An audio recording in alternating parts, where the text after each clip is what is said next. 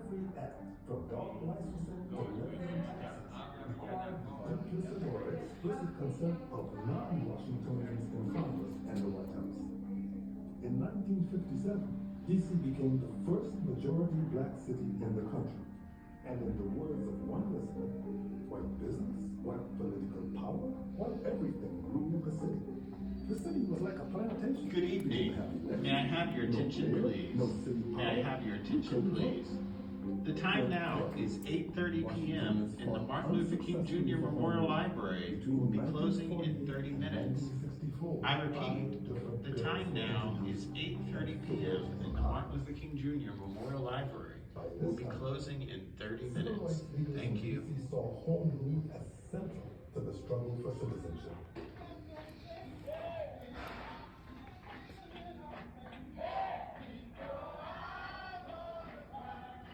After turning out by the thousands for the March on Washington to support black voting rights across the country, they couldn't vote in their home city.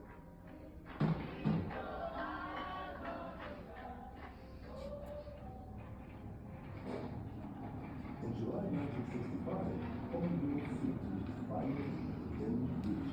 These citizens spoke to their friends and Arab Washington to contend for their homes. That happened, creating a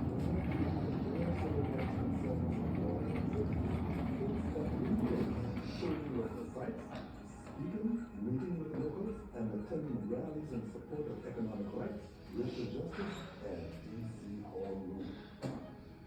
At the end of the tour, King joined a march of 5,000 people demanding D.C.'s right to self-govern. They marched from 11th and R Streets Northwest to Lafayette Square opposite the White House. Dr. King said, "You don't have freedom in Washington because you can't vote. If you don't know why they don't want you to vote, I'll tell you." Hey, bro, shut up. Shut up, bro. 55 to 60% Negro, and they know you will elect some Negroes to high public office. Man, shut the fuck up, dude. It was the first major civil rights protest to highlight the importance of home rule to D.C. Although the Home Rule Bill of 1965 would not pass Congress, I have some very sad news for all of you, and that is that Martin Luther King was shot and was killed tonight. Apostle of nonviolence in the civil rights movement, has been shot to death in Memphis, Tennessee. So riding up 14th Street with the radio on, and Nighthawk Terry announced that Martin Luther King had been shot, and I thought I was going to have a stroke. I mean, I was just devastated. Just, you didn't know that he was dead. You prayed that he wasn't dead, but you just knew everything that he worked so hard for, everything he planned and prayed for was just gone forever. And all you could think about was his wife and those children. What a horrible, horrible thing to happen. So I just kept driving and kept driving. When I got to Urban Street, I turned and I went home. But I had to just sit in the car until I could collect myself to go in. My grandfather was still living then, and he met me at the door. And we just hugged and we just cried. Him having been born in 1872, Martin Luther King was a saint. And he just really lost it. He was just so pained that this could happen in America.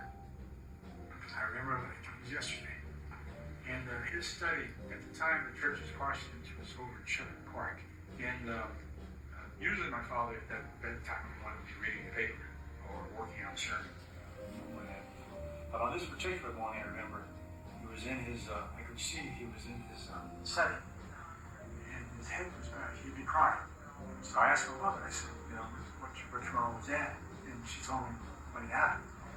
And of course, I understood.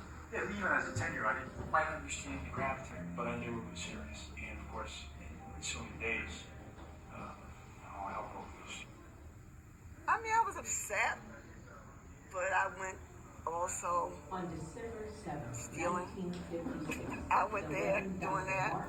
I was about 18, 19 years. I was out of high school, was I? I think I just graduated. And of course, I realized I shouldn't have done that. It was wrong. It was stupid.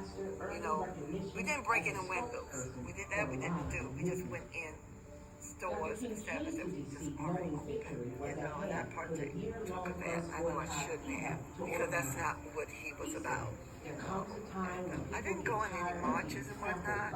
I was just my head was into it. Social order was coming. He gave 3 speeches in D.C. in one day, 2 of them on Howard's campus. 2 weeks later, riders boarded integrated buses in Montgomery for the first time. For many, the success of the bus boycott was seen as proof that mass nonviolent protests could help end racial segregation in America, a movement that emerged in part at Howard University.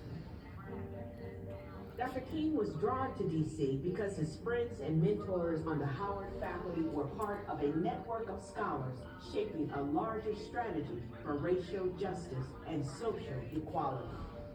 Among them was the Reverend Dr. Mordecai Johnson, a prominent minister and national advocate of civil rights, who was elected Howard's first Black president in 1926. During his tenure, Dr. Johnson worked to build the greatest concentration of Black scholars to be found at any institution of higher learning. Dr. Johnson encouraged his faculty to use their talents to address pressing issues facing the Black community. Through their studies in religion, law, political science, and literature, Howard's faculty helped lay the legal and moral foundation of the civil rights movement. Like many leaders of this time, Dr. Johnson had studied Mahatma Gandhi's philosophy of peaceful, nonviolent protest.